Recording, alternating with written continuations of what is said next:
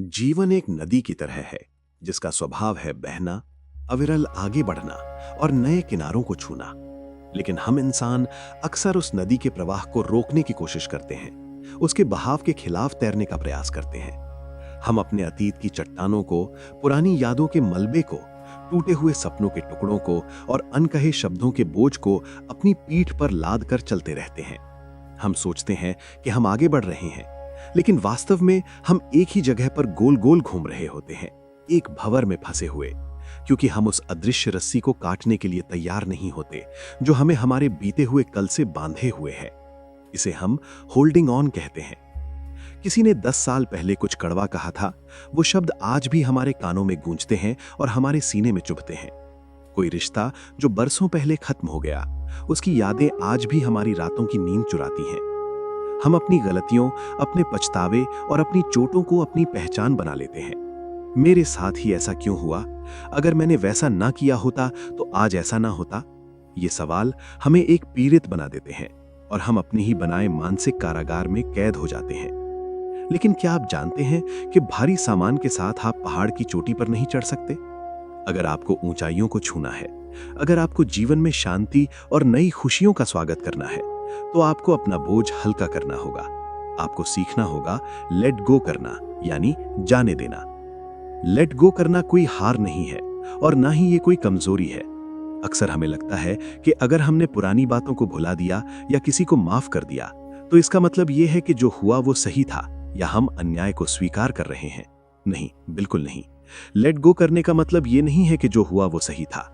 इसका मतलब सिर्फ ये है कि आप अब उस घटना को अपने आज और अपने आने वाले कल को बर्बाद करने की अनुमति नहीं देंगे। ये एक शक्ति है, एक विद्रोह है दुख के खिलाफ। ये अपने आप से कहना है कि मैं अपनी शांति को अपने दर्द से ज्यादा महत्व देता हूं। लेकिन कहना आसान है और करना मुश्किल। हमारा मन अतीत से चिपका रहता है क्योंकि वो जाना पहचाना है, भले ही वो दर्दनाक हो। अज्ञात भविष्य से मन डरता है।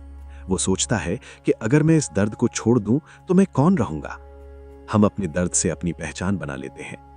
ध्यान हमें वो साहस, वो समझ और वो तकनीक देता है जिससे हम अपनी मुट्ठी खोल सकें और उस रेत को फिसलने दें जिसे हमने कसकर पकड़ा रखा है और जिसने हमारे हाथों को लहूलुहान कर दिया है।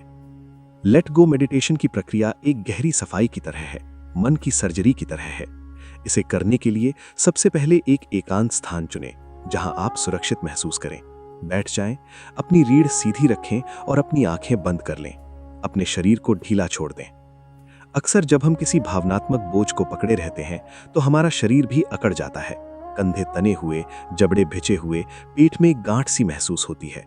शरीर यादों को मांसपेशियों में जमा कर लेता है। एक गहरी सांस लें और शरीर को आदेश दें, रिलैक्स। महसूस करें कि गुरुत्वाकर्षण आपके शरीर के भार को खींच रहा है। धरती आपको थामे हुए है। अब अपने मन की स्क्रीन पर उस घटना, उस व्यक्ति या उस याद को लेकर आएं जिसे आप छोड़ना चाहते हैं। शायद ये कोई पुराना झगड़ा है, कोई बड़ी असफलता है, बचपन का कोई आघात है या किसी अपने का बिछड़ना है। उस याद को स्पष्ट रूप से देखें। उससे डरे नहीं, उसे दबाए नहीं, उसे सतह पर आने दें।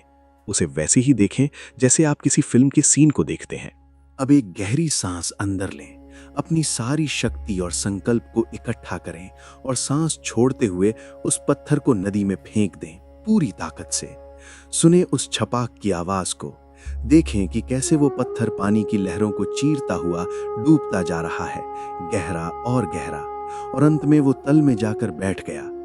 नदी का पानी उसके ऊपर बह रहा है, उसे धो रहा है। वो पत्थर अब आपका नहीं है, वो अब नदी का है, प्रकृति का है। अपने हाथों को देखें, वे खाली हैं। अपने कंधों को महसूस करें, वे हल्के हैं। एक अजीब सी आजादी, एक ठंडक का एहसास आपके भीतर भर रहा है। आप रोना चाहें तो रो सकते हैं। ये आंसू दुख के नहीं, मुक्ति के हैं। ये उस बोझ के पिघलने का संकेत है। इस प्रक्रिया में सांस का बहुत बड़ा महत्व है। सांस ही वो माध्यम है जिससे हम चीजों को अंदर लेते हैं और बाहर निकालते हैं। लेट गो मेडिटेशन में हम सांस छोड़ने पर ज्यादा ध्यान देते हैं। कल्पना करें कि हर बार जब आप सांस छोड़ रहे हैं तो आप अपने सिस्टम से काले धुएं की तरह पुरानी कड़वाहट, गुस्सा, ईर्ष्या और निराशा को बाहर निकाल रहे हैं। हर एक्सहेल एक विदाई है। आप कह रहे हैं, जाओ, अब मुझे तुम्हारी जरूरत नहीं है, तुम्हारा उद्देश्य पूरा हो गया।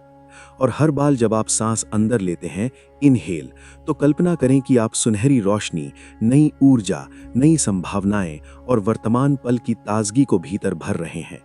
ये एक निरंतर चक्र है, पुराने को छोड़ना, नए को अपनाना। जैसे हम बासी हवा को बाहर निकालते हैं, तभी ताजी हवा अंदर आ सकती है, वैसे ही बासी यादों को बाहर निकालना जरूरी है। लेट गो का एक और गहरा पहलू है माफी, फॉरगिवनेस। कभी कभी हम दूसरों को माफ कर देते हैं, लेकिन सबसे मुश्किल होता है खुद को माफ करना। मैंने वो गलती क्यों की? मैं इतना मूर्ख कैसे हो सकता था? मैंने उन पर भरोसा क्यों किया? ये आत्मग्लानि, सेल्फ गिल्ट, सबसे भारी पत्थर है। ध्यान में अपने आप को एक छोटे बच्चे के रूप में देखें। उस समय आप वही जानते थे जो आप जानते थे। आपके पास आज जैसी समझदारी नहीं थी। आपने जानबूझकर अपनी जिंदगी खराब नहीं की। उस छोटे बच्चे को अपनी कल्पना में गले लगाएं, उसके सिर पर हाथ फेरें और कहें, मैंने तुम्हें माफ किया, तुम सीख रहे थे। इंसान गलतियों का पुतला है। अब हम बेहतर जानते हैं, अब हम बेहतर करेंगे। मैं तुम्हें प्यार करता हूं। खुद को माफ करना दुनिया का सबसे बड़ा परोपकार है। जब आप खुद को माफ करते हैं तो आप अतीत की जंजीरों को तोड़ देते हैं। प्रकृति लेट गो करने की सबसे बड़ी गुरु है। पतझड़ को देखिए, पेड़ अपने पुराने सूखे और पीले पत्तों को कैसे गिरा देते हैं। क्या वे रोते हैं? क्या वे पत्तों को पकड़ कर रखते हैं? नहीं, वे जानते हैं कि अगर वे पुराने पत्तों को नहीं छोड़ेंगे तो वसंत में नई हरी कोंपलें कैसे फूटेंगी। वे भरोसे के साथ लेट गो करते हैं। सूर्य हर शाम डूबता है ताकि अगली सुबह फिर उग सके। आपका जीवन भी इसी नियम से बंधा है। अगर आप अपने हाथों को अतीत से भरकर रखेंगे तो ईश्वर आपको नई खुशियां, नए अवसर कैसे देगा? आपके हाथ खाली होने चाहिए ताकि उन्हें नए उपहारों से भरा जा सके। जब आप इस ध्यान से बाहर आते हैं तो आप एक बदला हुआ महसूस करेंगे। यादें शायद अब भी होंगी, क्योंकि हम अपनी याददाश्त नहीं मिटा सकते, लेकिन उन यादों का डंक निकल चुका होगा। वे अब आपको चोट नहीं पहुंचाएंगी। वे सिर्फ एक कहानी बनकर रह जाएंगी, एक ऐसी किताब जिसे आप शेल्फ पर रखी है, जिसे आप कभी कभी देख तो लेते हैं, लेकिन उसे पढ़कर अब आप रोते नहीं। आप महसूस करेंगे कि आपके भीतर एक बहुत बड़ी जगह बन गई है। ये जगह शांति की है, ये जगह नए रिश्तों की है, नए सपनों की है, और सबसे बढ़कर ये जगह स्वयं की है। तो आज, अभी, इसी पल एक फैसला लें। क्या आप अतीत के कैदी बनकर अपनी ही परछाई से डरते हुए जीना चाहते हैं, या भविष्य के रचयिता बनकर खुले आसमान में उड़ना चाहते हैं? पिंजरे का दरवाजा खुला है, हमेशा से खुला था। चाबी किसी और के पास नहीं, आपके अपने हाथ में है। वो चाबी है छोड़ देना। अपनी मुट्ठी खोलें, जो जा रहा है उसे जाने दें। विश्वास रखें कि जो आपके लिए सही है वो आपके पास आएगा, और जो चला गया उसका समय पूरा हो चुका था। जीवन पीछे नहीं देखता, वो आगे बढ़ता है। आप भी जीवन के साथ कदम मिलाएं, एक गहरी सांस लें, मुस्कुराएं और जीवन के प्रवाह के साथ बह चलें। आप मुक्त हैं, आप स्वतंत्र हैं, आप शांति हैं।